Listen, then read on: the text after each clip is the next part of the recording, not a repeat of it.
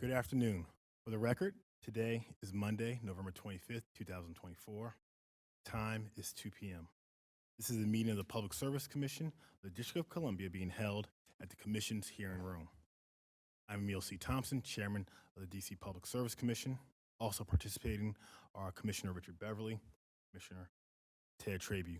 Pursuant to the Open Meeting Act, the Commission scheduled this meeting to consider formal case matters that require Commission action. The proposed agenda for this meeting was posted on Thursday, November 22nd, 2024. A record of today's open meeting will be available on the Commission's website after the meeting concludes. Commissioners Beverly and Trabu, are you prepared to vote and adopt the agenda? Yes. Yes. All in favor of adopting the agenda, please indicate by stating yes. Yes. And I vote yes. The agenda is adopted. Today, the Commission will vote on its proposed order on formal case number 1176 in the matter of the application of the Potomac Electric Power Company, Pepco, for authority to implement a multi-year rate plan for electric distribution service in the District of Columbia. Before I begin reading about that, I think it's important that I thank all the people that got us to this point here today. This order is a result of many long nights, days, weekends, holidays, and everything in between. I know this for a fact because I would see emails and phone calls, and I tried to actively tell people to put this order down. Thankfully, they did not. They worked tirelessly to draft and create a well-thought-out, comprehensive order that ensures just and reasonable rates and that is in the public interest. Typically, when giving things, I don't like to give names because you always leave somebody out, but I think I must publicly do so. And I want to offer a personal thanks to Purani Ramachandran, the head of the Office of Technical and Regulatory Analysis, as well as Chris Lipscomb, the General Counsel. You both have done amazing jobs. Further, I know you don't do your work alone. So Steve, Jillian, Brian, Tom, Dozier, and so many more from OTRA, as well as Naza, Stefan, Hunter, Kim, Brian on the OGC side. Thank you again. Their commitment helped me and my fellow commissioners navigate several community hearings, a legislative hearing, thousands of pages of party testimonies, and arrive at a decision that maintains safe, reliable, and quality electric service in the district while also advancing the district's clean energy goals. So thank you. Now, to the reason that everybody is here. Today, we are approving a modified version of Pepco's second multi-year rate plan on an extended pilot basis for Pepco's electric distribution service in the District of Columbia. Beginning in formal case number 1139 by order number 18846, the Commission expressed an intention to explore whether an alternative to the traditional cost of service rate making should be implemented in the district to encourage service improvements, management innovation, operational efficiencies, and less frequent rate increase requests. Given the expenses of traditional utility regulation, as well as the deployment of distributed energy service resources and grid modernization efforts in the district, the Commission indicated that it would allow Pepco to include in its next rate case a request for an alternative form of rate making, including an MRP proposal emphasizing that our focus in considering any alternative mechanism will include a review of the benefits that accrue to customers as opposed to solely focusing on the utility. In formal case number 1156, the Commission approved a modified version of Pepco's enhanced multi-year rate plan as an 18-month pilot program through the end of calendar year 2022, after determining that the modified EMRP met the requirements of DC Code 34-1504, subsection D, subsection 2. The Commission found that establishing the modified EMRP to consider Pepco's EMRP would allow the first MRP filing to serve as an opportunity to gather valuable lessons learned in assessing future MRP proposals to facilitate the development of A4 regulations. On April 13, 2023, Pepco filed an application which it calls Climate Ready Pathway for authority to increase existing distribution rates for electricity by $191 million through implementing an MRP for the years 2024 through 2026. Increases would amount to $116.3 million for 2024, 34.5 for 2025, and 35.8 for 2026, which would result in monthly increases of $6.05 in 2024, $6 in 2025, $5.96 in 2026. On February 27, 2024, Pepco updated its proposal, reducing the total revenue requirement to $186.5 million. By order number 21630, the Commission granted intervenor status to the District of Columbia government, the United States General Services Administration, DC Water and Sewer Authority, and the Apartment and Office Building Association of Metropolitan Washington. Office of the People's Counsel for the District of Columbia as a statutory party by right.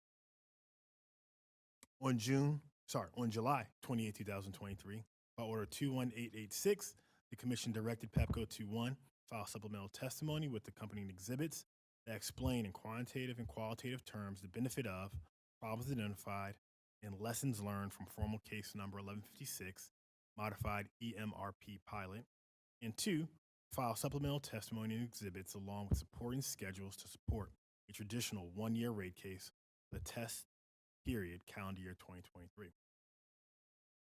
On October 19, 2023, Pepco filed a traditional one-year rate case for the test period calendar year 2023 that, if fully approved, would increase base distribution rates of approximately $108.2 million. On March 12, 2024, the Office of the People's Counsel, the District of Columbia Government, and the Apartment and the Office Building Association of Metropolitan Washington filed a joint motion to dismiss, or in the alternative, motion for summary disposition, dismissing Pepco's MRP. On June 10, 2024, Office of the People's Counsel and the Apartment and Office Building Association of Metropolitan Washington filed a motion to dismiss, or an alternative, motion for summary disposition. Pepco filed responses to both motions.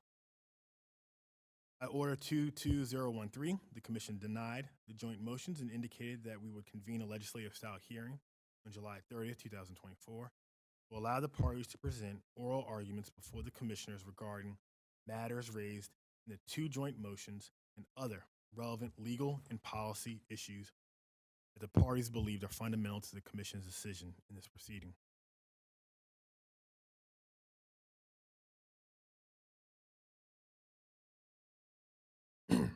The Commission convened 3 community hearings on March 27, 2024, April 2nd, 2024, and April 3rd, 2024. On July 30th, 2024, the Commission convened the legislative style hearing.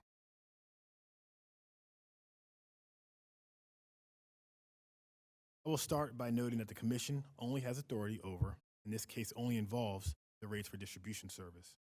Pepco is the sole distributor of electric power to homes and businesses in the District of Columbia. The Commission does not have authority over generation or transmission prices, nor do we have authority over the taxes on your bill.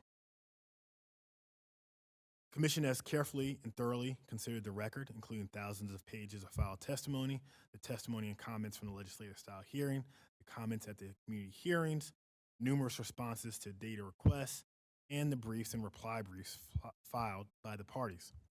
The Commission believes that Pepco should be compensated for its forecasted costs incurred during the 2023 period. This includes significant capital expenditures such as the upgraded and rebuilt Harvard substation and the newly constructed Mount Vernon substation, and other essential capital investments. The Commission believes that these investments are necessary to maintain the current reliability and quality of service, as well as to enhance resiliency for district ratepayers. Based on this record, the Commission now approves a modified version of Pepco's second MRP as an extended pilot program, which authorizes Pepco to increase its electric distribution rates calendar years 2025 and 2026. Pepco's MRP requested a revenue increase of $186.5 million. Authorized revenue requirement we approve for calendar year 2025 is $99.7 million, and in 2026, it is $23.4 million, for a total revenue requirement of approximately $123 million over the 2 years. The approved rate increase represents about 35% reduction in revenue requirement from the company's initial request. This equates to a monthly bill impact for the average residential customer of $7.54 in 2025, 7.7% increase, and $3.80 in 2026, a 3.6% increase in 2 years, respectively, or a total of $11.34 with an 11.7% increase. This bill impact includes an increase in the monthly residential customer charge of $1 in 2025 and $1 in 2026. In structuring these net rate increases, the Commission has taken steps to ensure that Pepco does not over-earn its authorized rate of return during the term of the modified MRP extended pilot by including an automatic credit adjustment at the conclusion of the MRP to adjust for any potential over-earning and requiring Pepco to continue to file the quarterly rate of return earning reports, annual information, and reconciliation filings, which include detailed summaries of Pepco's expenditures and an updated compliance filing on Pepco's capital costs and O&M expenses for the term of the modified MRP extended pilot. The Commission has authorized an increase in the residential rate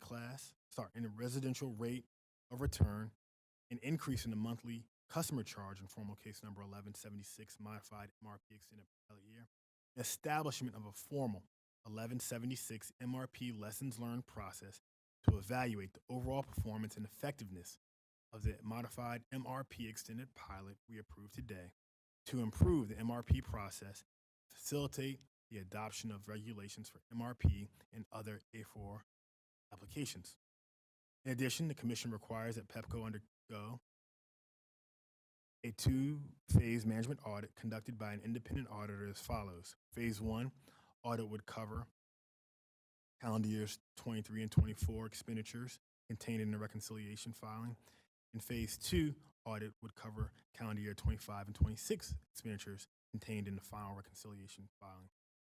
Additionally, Pepco, through its annual filing, the annual information and reconciliation filings, there will be an opportunity for parties to challenge the expenditures of prudency of expenditures from calendar years 2023 to 2026.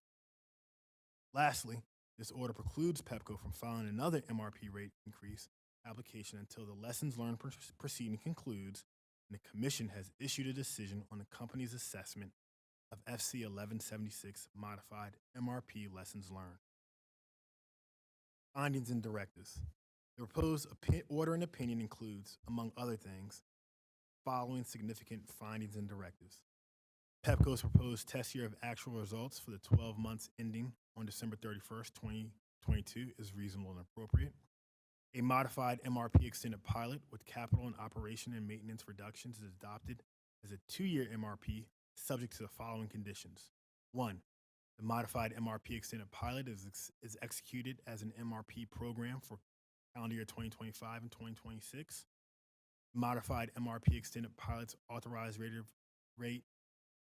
return on equity, ROE, is 9.5% for 2025 and 2026. The overall rate of return is 7.28 for 2025 and 7.29 for 2026.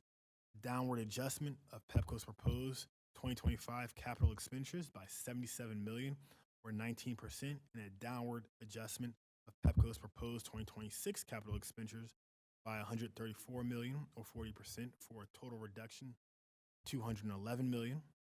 Approval of a capital structure for Pepco that contains 50.5% common equity and 49.5% long-term debt. This order initiates a FC1176 lessons learned proceeding and requires Pepco to submit a quantitative and qualitative lessons learned assessment subject to the framework as described in this order.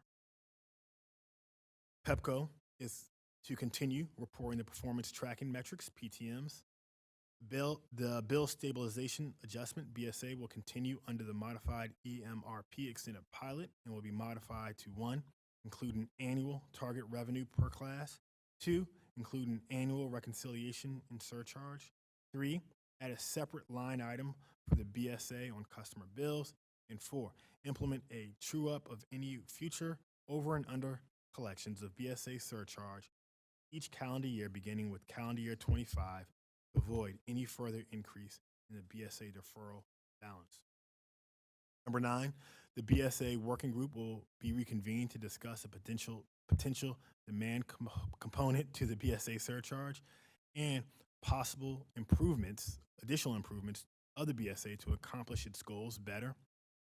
Pepco has assessed a penalty of $15.3 million for Pepco's errors in demand billing determinants in formal case number 1156.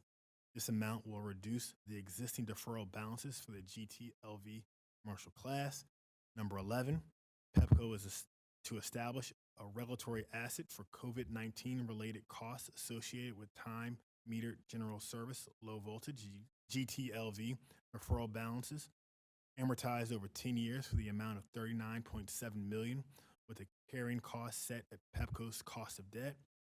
Number 12, a reopener provision that allows the Commission to reopen the modified MRP at any time in the event of extraordinary or exogenous circumstances outside the utility's control that will warrant the Commission's intervention to ensure existing rates are just and reasonable or as necessary to comply with applicable federal and local law.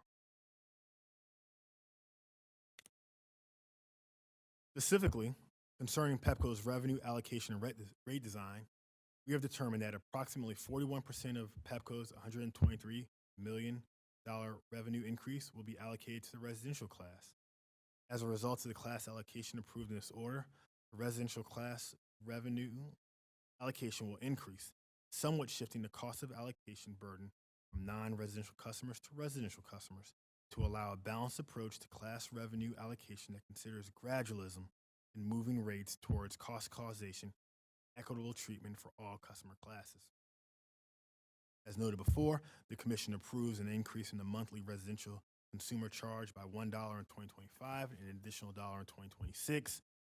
And the overall modified MRP extended pilot monthly bill increase for the average residential customer, again, $7.54 in calendar year 2025, $3.80 in 2026.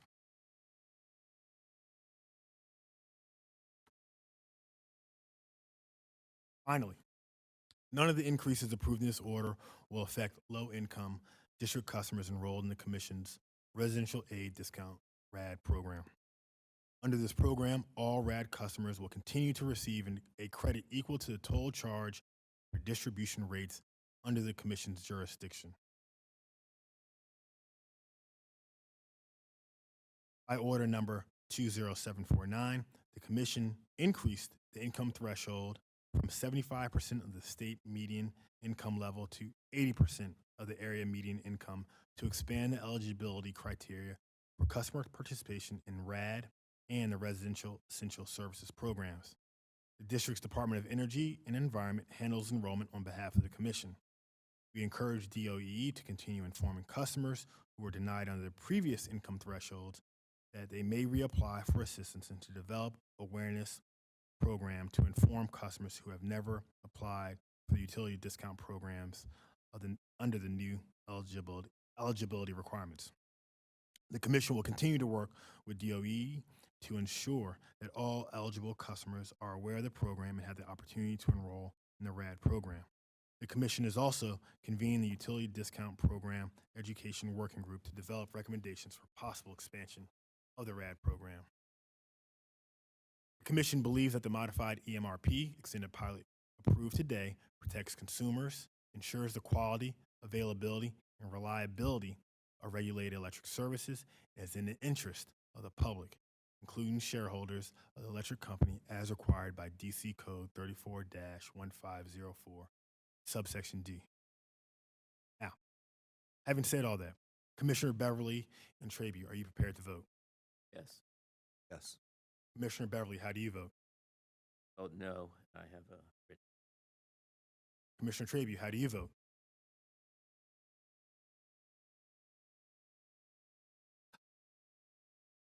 I'll vote in the affirmative, yes. And I vote yes. The order is approved. Commissioner Beverly, I believe you have a statement you'd like to make? Do not. All in right. Thank you. Commissioner Traby, do you have a statement you would like to make? Yes, I do, Mr. Chairman. Thank you. Thank you. Chairman, Commissioner Beverly, and I say good afternoon to all of those assembled today. Today's decision is one of the toughest parts of my job. And no one up here likes to take actions that increase customer bills, nor do we make the decision lightly. Reality is, if you look at the numbers, almost a quarter of Pepco's residential customers are in arrears. Currently, the action that we're taking today potentially harms them more.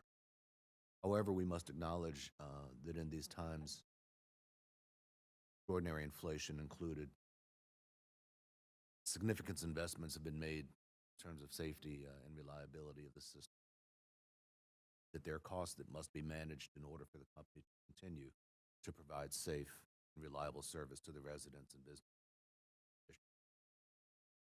While some may say that this increase is too large, gratuitous, when making this decision, the Commission reviewed over 30 decision points and deemed a number of expenditures that Pepco originally requested as unnecessary. As a result, we reduced Pepco's request, as Chairman stated, by approximately 35%. Additionally, it has been over 4 years since the Commission last approved a rate increase for the company. While we have listened to, and I share many of the concerns raised, the Commission is confident that we are moving forward with a sound, reasoned, and fact-based decision. However, moving forward, it is my hope that the lessons learned preceding Informal Case 1156 and this proceeding will shine a brighter light on how to best proceed with any future MRPs that are filed by Pepco. Turning to the bill stabilization adjustment, I would like to express my concern this mechanism has strayed from its intended original purpose. DSA was originally designed back 15 years ago to help the company support energy efficiency programs and the adoption of distributed energy resources, renewable energy, solar. However, this mechanism, in my view, has shifted to include other activities that are outside of the original intended purpose of the BSA. It is my belief, and I look forward to the Commission's engagement with a working group to examine how best to move forward with the BSA.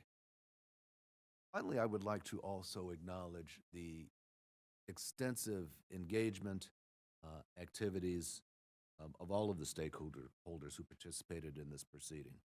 Your feedback has been invaluable. The Commission took great care in weighing your positions and agreed with a number of them that were presented either by OPC, AOBA, and other parties. I also want to take this time to acknowledge the hard work of our staff. For the last 20 months, we've had a number of turnovers. Staff, as many of you know, Director of OTRA left during the middle of this case. Our Deputy Director, the Office of General Counsel, also was stolen by FERC. People have stepped up and helped us move forward to get us to the point where we are.